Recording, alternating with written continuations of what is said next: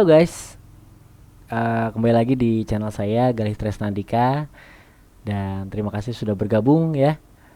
Jangan lupa subscribe dan juga like kalau kamu suka dengan channel yang saya buat. Nah, saat ini kita masuk ke dalam bagian kedua pada pembuatan aplikasi basis framework Laravel ya.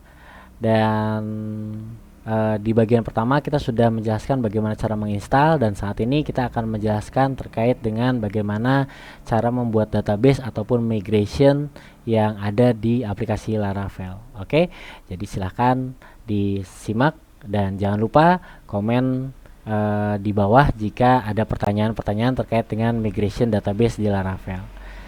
Kemarin juga kita pernah bahas terkait dengan bagaimana sih caranya Laravel sistem yang kita buat itu terintegrasi dengan database yang kita bisa buka di localhost /php my admin.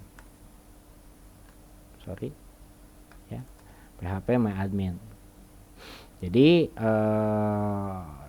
saya review sedikit, saya refresh sedikit bahwa kalau kita ingin membuat satu web dengan data yang tersimpan dan dinamis gitu, kita rekomendasi untuk mengintegrasikannya dengan database. Kenapa? Karena banyak modifikasi yang kita bisa lakukan gitu ya. Kayak misalkan kita bisa menampilkan berita, berbagai macam berita sekaligus gitu kan, banyak dan lain-lain, tidak perlu kita harus scripting lagi HTML-nya atau PHP-nya.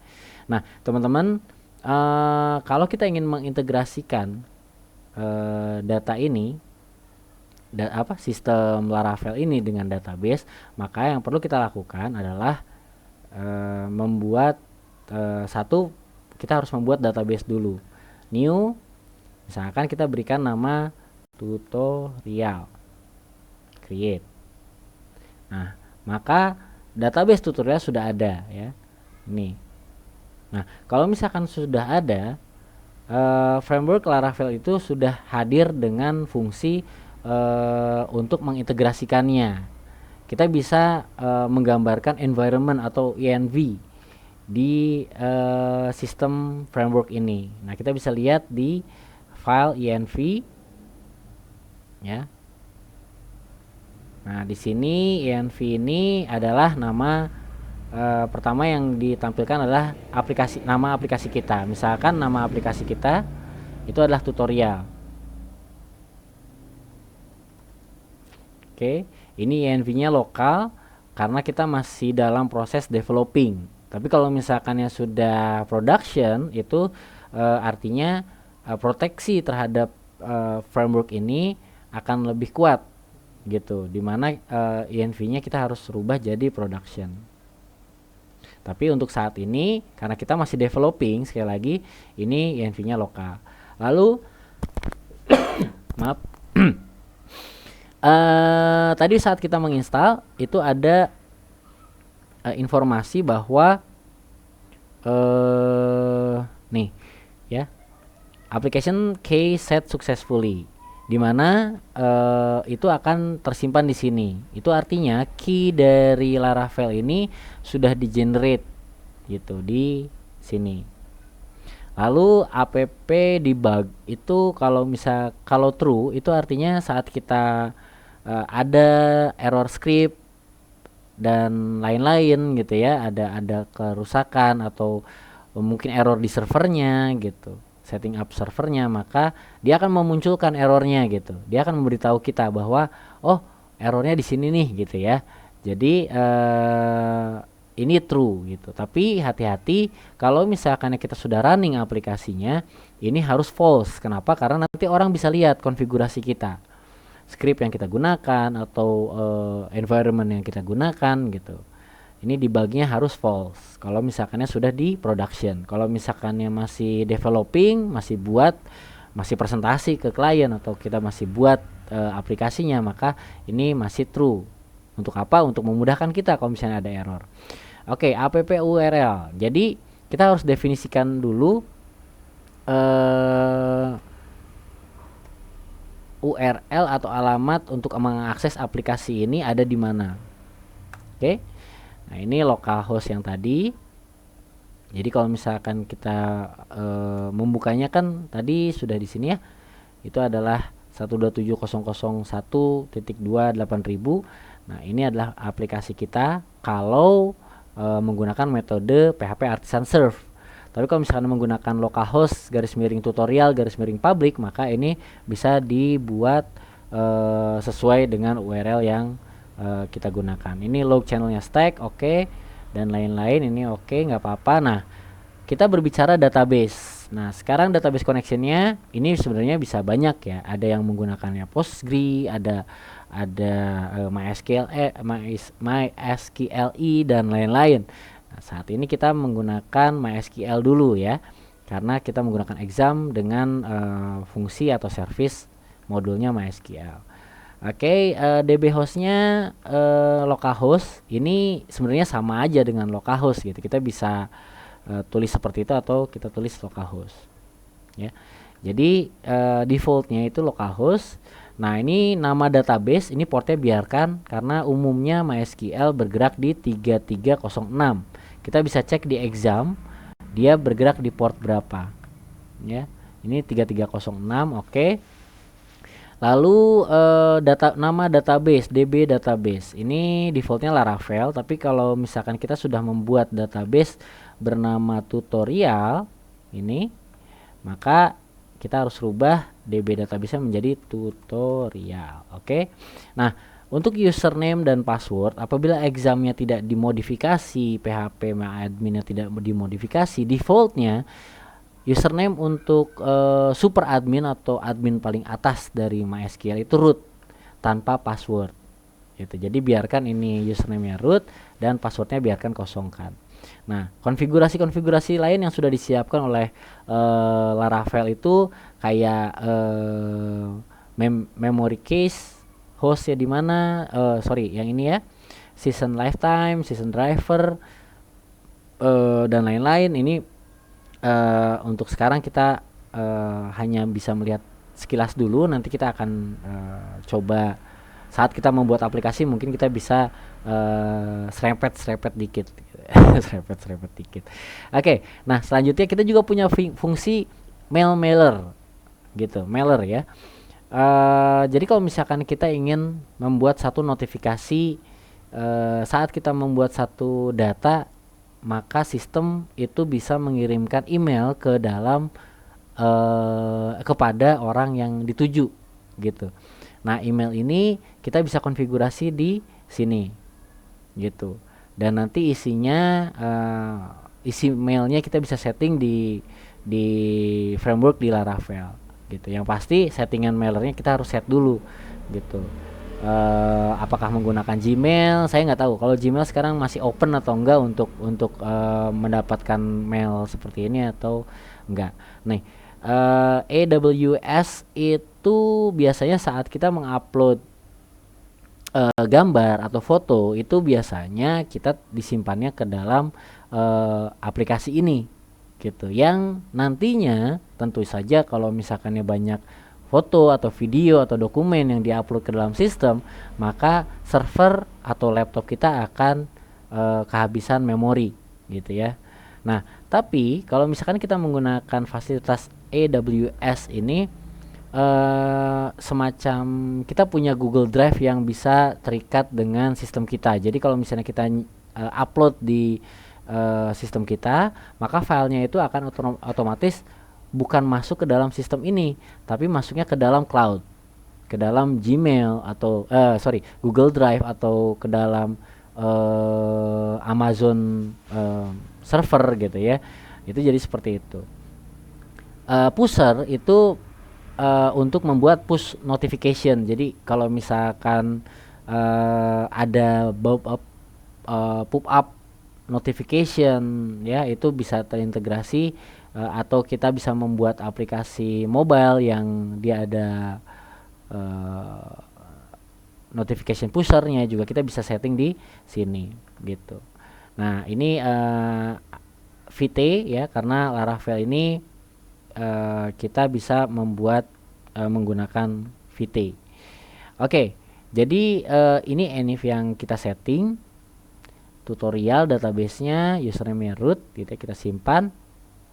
Nah, tujuannya apa? Jadi saat kita membuat satu fungsi di Laravel gitu, misalkan kita ingin membuat berita gitu kan di controllernya, maka nanti kita cukup membuatkan beberapa script, lalu kita bisa integrasikan dengan database ini. Saat ini database-nya kosong ya. Saat ini database-nya kosong. Nah, Laravel pun teman-teman sebenarnya sudah punya bawaan untuk setting up isi dari database. Jadi kalau misalkan teman-teman bisa lihat di sini di database ada migration ya. Nah, di sini Laravel sudah menyiapkan ada user, create user tarbell, ada password reset token, ada valid jobs, ada personal access token. Nah, nanti kita akan pelajari bersama bagaimana cara membuat migration. Kalau pertemuan sebelumnya kita membuat database itu dari sini langsung ya, yang sangat kasar sekali, di mana relasi itu nggak ada integrasinya. Walaupun kasar ada integrasi ID kategori dengan post gitu kan, cuman kategori dengan artikel gitu ya, cuman itu sangat kasar, dimana saat kategori dihapus si post si artikelnya masih tetap ada. Nah, kalau misalkan kita mau memfungsikan disebutnya cascade on delete ya. Jadi kalau misalkan kategori dihapus, maka semua berita atau artikel yang kategorinya itu akan terhapus juga. Itu sangat menyimpan data atau tidak membuat data itu menjadi lebih rapih gitu ya. Oke, nah kita tadi sudah membahas terkait dengan adanya fungsi migration di Laravel ini. Nah, bagaimana cara untuk menginstalkan ceritanya ya, menginstalkan Laravel database Laravel tersebut. Nah, ini pertama jangan ditutup, jangan di stop, tetap server running, biarkan. Nah, yang perlu kita lakukan adalah kita membuat lagi, kita kembali lagi ke folder tutorial, klik kanan di titik kosong ya, di space kosong, lalu kita pilih open shell Windows here atau open terminal here ya. Kita kembali lagi ke sini. Ini jadi ada dua nih ya, ada tadi mengaktifkan PHP Artisan Serve, yang satu lagi kita membuat fungsi lain. Nah, fungsi ini kita lakukan PHP Artisan Migrate. Nah, fungsi PHP Artisan Migrate itu adalah menginstalkan database yang sudah ada di migration gitu. Di saat kita enter,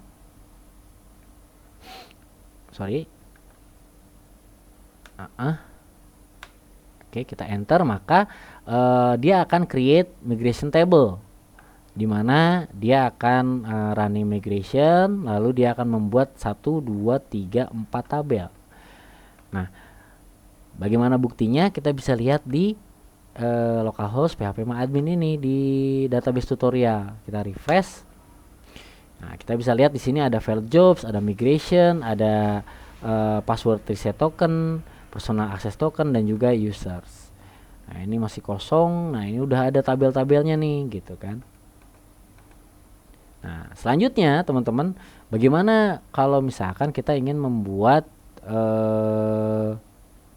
database lain? Misalkan seperti contohnya tadi kita membuat satu tabel ya, berisi tentang kategori dan juga artikel. Nah, yang perlu teman-teman lakukan adalah PHP Artisan make migration. Ini bisa create, bisa buat, ini nama filenya aja ya, buat kategori. Nah, jadi tapi ingat ya teman-teman, ini terjadi hanya kalau kita di folder project kita, folder tutorial saat ini ya. PHP Artisan make migration buat kategori, maka dia akan membuat file seperti ini di database migration. Kita bisa lihat di filenya Ini sudah ada buat kategori gitu. Nah, ini kita bisa buka. Saat ini saya akan, karena kita sudah masuk ke dalam Laravel, saya akan menggunakan text editor VS Code ya. Jadi ini akan lebih mudah bagi kita untuk bisa melihat apakah ada error atau ada konfigurasi yang kelewat gitu. Nah, kenapa? Karena ini ada perbedaan warna. Mereka sudah bisa membaca, ada use ya dan lain-lain gitu. Ini ada fungsi up, ada fungsi down. Apa itu fungsi up? Fungsi up itu adalah untuk menyimpan data yang kita setting atau tabel yang kita setting gitu ya. Sedangkan fungsi down itu adalah untuk menghilangkan jika migration dilakukan 2 kali. Jadi kalau misalkan kita melakukan PHP Artisan Migrate, lalu PHP Artisan Migrate lagi, padahal sudah ada tuh user, create password, valid job sama personal access tokennya sudah ada tabelnya. Nah, saat kita lakukan migration maka dia akan menghapus dulu data sebelumnya atau tabel sebelumnya, dia akan membuat migration yang lain. Jadi hati-hati teman-teman ya untuk melakukan migration itu. Oke. Kita dalam fungsi up itu kita bisa lihat contohnya itu di create user tabel. Contohnya aja, jadi skemanya itu kita harus membuat tabel apa namanya, itu function blueprint table gitu ya. Lalu nanti di sini adalah nama dari kolom-kolomnya dengan fungsi-fungsinya. Ada beberapa fungsi yang kita bisa isi di sini gitu. Jadi kita coba copy saja dari create user tabel ya. Jadi skemanya itu kita membuat tabel namanya kategori ya. Nah, di sini ada ID jelas ya. Lalu di sini ada string. String ini nanti menghasilkan namanya itu varchar ya, string itu. Nah, jadi nanti kita bisa rubah-rubah jenisnya di sini. Saya ingin membuat teks aja untuk nama kategori.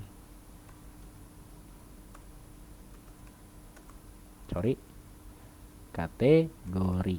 Jadi nanti dengan fungsi ini itu akan membuat satu kolom di database kategori atau di tabel kategori bernama nama kategori. Nah, di sini lalu apakah kita perlu timestamp? Timestamp itu dia akan otomatis membuat fungsi kolom created at sama update at gitu. Jadi kalau misalnya tidak perlu ya kita bisa hapus aja.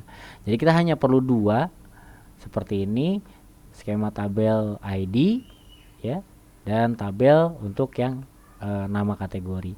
Nah, untuk downnya ini kita bisa lihat ya di user skema drop if exists. Jadi kalau misalkannya ternyata tabelnya itu sudah ada, maka dia akan di drop atau akan dihapus.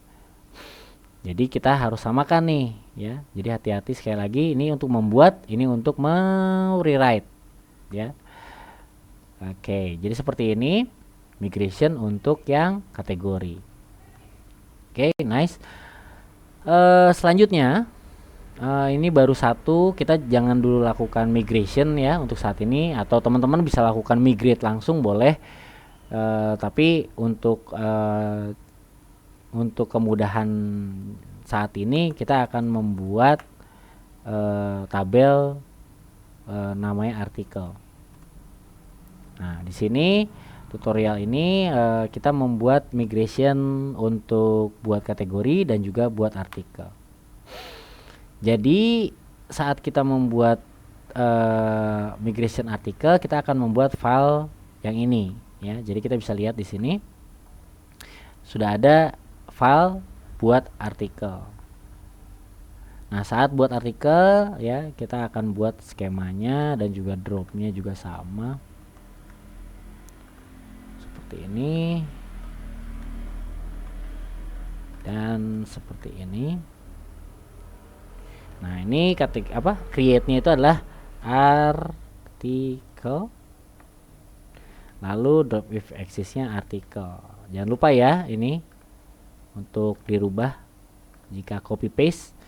Nah, di sini ada tabel, misalkan isinya adalah judul, lalu ini misalkan isi gitu ya. Lalu kita misalkan akan integrasikan dengan oke, sebentar, date ya, kita misalkannya publish ya. Ini bisa pakai date. Ini biasanya untuk menentukan kapan si artikel ini dipublish gitu ya. Oke, lalu kita juga bisa pakai boolean. Nah, ini boolean itu artinya publish atau enggak gitu. Jadi boolean itu pilihannya cuma dua, isinya cuma 0 sama 1. Kalau 0 berarti tidak, 1 berarti iya gitu.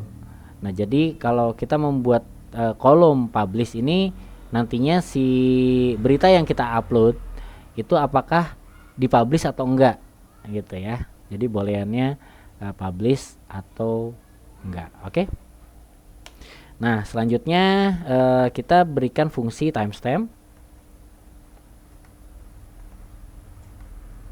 Oke. Timestamp di situ apa yang kurang nih? Oke.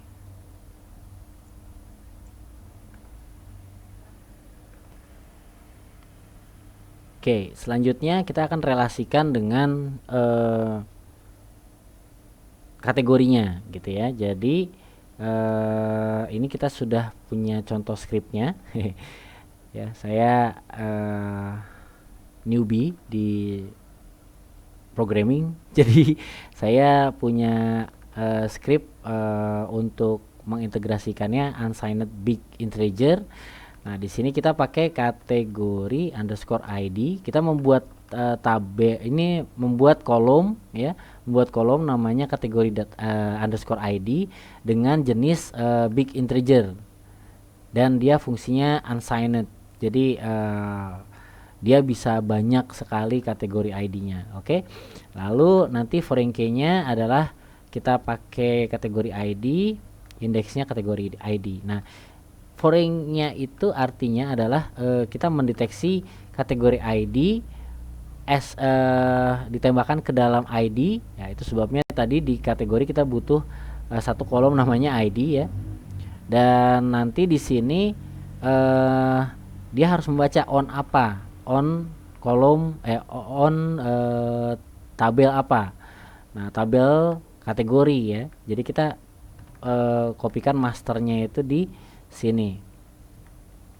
Nah, selanjutnya itu ada fungsi indeks. Nah, ini kategori ini harus diindekskan. Jadi ada 3 baris yang kita perlu baca di sini, yang kita perlu masukkan apabila kita ingin mengintegrasikan secara sistemik si artikel ini ke kategori gitu. Oke.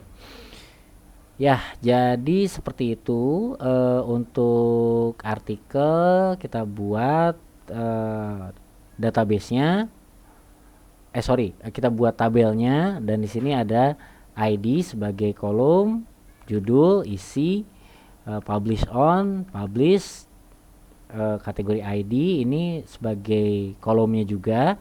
Sedangkan ini foreign key dan indeksnya itu adalah ada fungsi MySQL yang nanti bisa saya tunjukkan apabila sudah dimigrasi. Jadi ada 2 tabel ya yang kita buat di sini.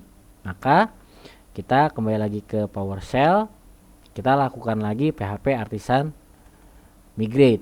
Nah, jangan khawatir untuk migration yang sudah dibuatkan itu nggak akan ke replace. Kenapa? Karena datanya sudah tersimpan di migration di sini, bahwa migration ini sudah dilakukan.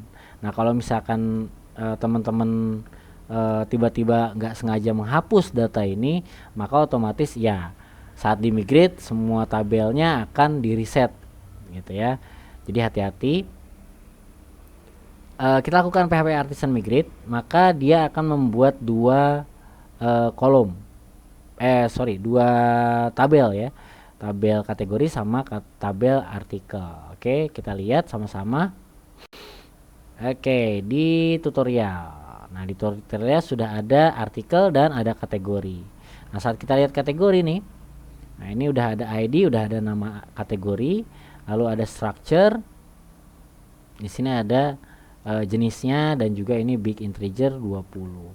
Seperti itu. Oke. Nah, sedangkan untuk yang artikel ya, di sini kita lihat strukturnya. Nah, di sini ada ID, ada tanda kuncinya sebagai primary key ya. Judul, isi, publish on, publish. Ini boolean itu tiny integer dengan angka 1. Ini berarti ada satu karakter, yaitu pilihannya 0 dan 1. Lalu ada kategori ID, ada kunci warna perak, ada kunci warna abu-abu. Nah, ini sudah diindekskan, di mana kategori ID ini akan terrelasi dengan kategori tabel kategori gitu. Created add dan update add itu fungsi dari timestamp gitu ya. Nah, kita bisa lihat juga di bawah di sini bahwa primary-nya ID ya. Primary key-nya itu adalah ID. Di sini ada lagi artikel kategori index. Itu relasi antara artikel ini dengan kategori gitu ya. Di kolom kategori ID. Nah, ini fungsi untuk merelasikan sistem ini. Nah, apakah ini unik atau tidak? Tadi kita tidak membuat contoh unik ya di database ini. Jadi kalau misalkannya ada, kita tambahkan script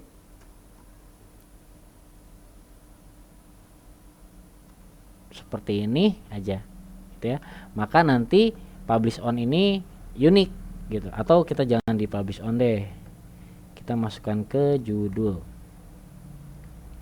Nah, judul ini nanti unik. Unik itu artinya apa? Saat kita membuat data, judul itu nggak boleh sama antara satu data sama satu data lain. Itu mencegah data yang sama gitu ya. Jadi teman-teman untuk membuat data yang berbeda-beda itu kita bisa tuliskan unik gitu. Jadi seperti itu sistemnya. Untuk sementara kita tidak buatkan itu ya. Oke, nggak apa-apa. Ini berarti judul ini bisa sama gitu. Misalnya namanya judulnya coba-coba, maka nanti ada yang bikin lagi judulnya coba-coba juga, maka masih bisa disimpan. Tapi kalau misalkan unik itu sudah tidak bisa sama seperti itu. Kita pun masih bisa rubah di sistem ini gitu.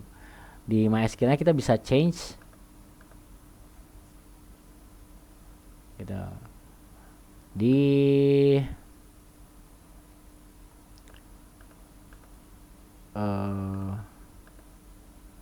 sebentar.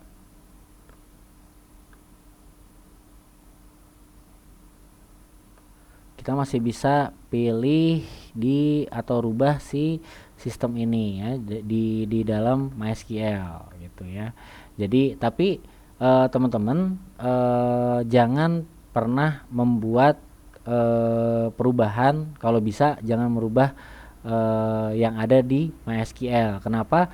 Karena nanti migration yang kita sudah buat itu akan berbeda. Jadi kalau misalkan ternyata teman-teman mengupload source ini ke dalam GitHub gitu ya.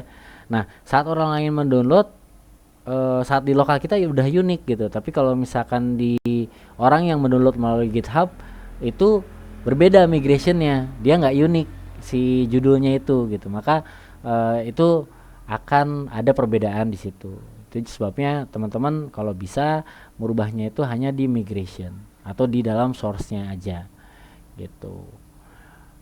Baik teman-teman, demikian tutorial tentang membuat migration database Laravel dan konfigurasinya, dan semoga bermanfaat ya. Jadi teman-teman, bagi Anda yang suka dengan channelku, silahkan di subscribe Dan juga bagi yang suka dengan materinya silahkan di like. Jangan lupa komen di kolom bawah kalau misalnya ada ditemukan masalah ataupun kesulitan saat menginstal database atau membuat migrasi pada Laravel. Silahkan komentar di bawah.